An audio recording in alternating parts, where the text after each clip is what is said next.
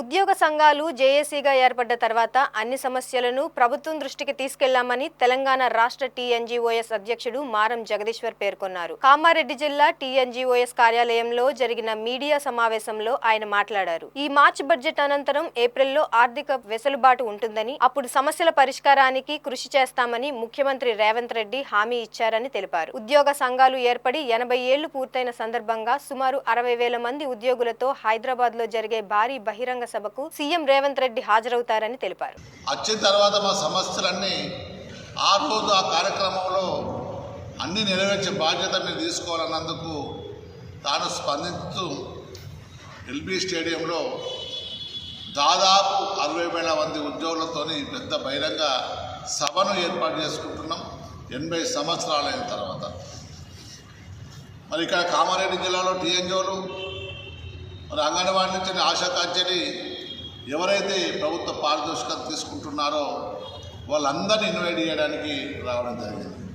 మరి పెద్ద మొత్తంలో దాదాపు 5,000 మంది ఉద్యోగులు తరలి రావాల్సిన బాధ్యతను ఇక్కడ ఉన్న అధ్యక్ష కార్యదర్శులు తీసుకోవాలని. మరి టీఎన్జీఓ సంఘం అంటే మీకు తెలుసు, ఆ రోజు తెలంగాణ ఉద్యమంలో కీలక పాత్ర వహించింది. తెలంగాణ రావడానికి ముఖ్య భూమిక పోషించిన సంఘం టీఎన్జీఓ సంఘం. ఇప్పుడే కాదు, గతంలో కూడా నాన్ ముల్కీ గోబ్యాక్ అని అప్పుడు నిజాం సర్కార్లో నిజాంను ఎదిరించిన ఏకైక సంఘం టీఎన్జీఓ సంఘం. అందుకే నేను కోరుతున్నా, ప్రభుత్వం కూడా మాకు సానుకూలంగా స్పందిస్తుంది. గతంలో చేసినవన్నీ ఒక్కొక్కటిగా నెరవేర్చుకుంటూ వస్తుంది. దాదాపు చాలామంది ప్రమోషన్ ఇవ్వడం, కాకపోతే 317 జీవోలో అంతకుముందు చేసిన తప్పులు ఇవాళ అవి కంటిన్యూ కావడం, అవి కూడా సవరించే బాధ్యతని ప్రభుత్వం తీసుకోవాలని చెప్పాం.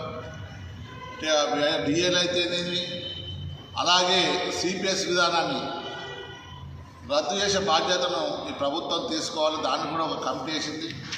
ఒక సబ్ కమిటీని ఏర్పాటు చేసుకొని దాదాపు ఇక 2-3 రోజులలో సబ్ కమిటీ కూడా మళ్ళీ బట్టి విక్రమార్క గారు ఆర్థిక శాఖ మంత్రి గారు కూర్చొని మాట్లాడతాని ఇప్పుడే ఫోన్ రావడం.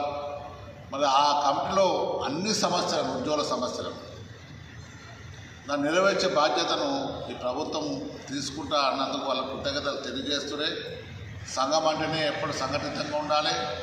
టీఎన్జీఓ సంఘం ఎప్పుడు పోరాడుతూనే ఉంటుంది. ఏ ప్రభుత్వం అయినా ఆ ప్రభుత్వ పథకాలను ముందు తీసుకోవడం ముందుంటుంది.